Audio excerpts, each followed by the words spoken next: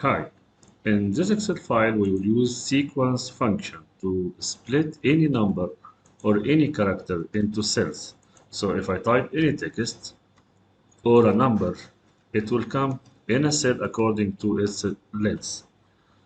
I start from scratch. I start with some random number. So I'm going to run between, let's say, 1000 and 11,000 or 12.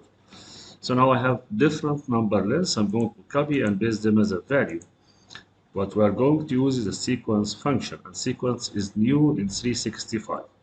What I'm going to do, I'm going to make inside this text starting from a sequence, and this sequence will consider only in one row, so I need the value to be split in a row, but the number of the column is the length of this text. The sequence will start from number 1 and move one by one. And by the way, you can remove both of them and it will work fine. Now I will close the sequence. I'll go back to mid, and what I need is only one character.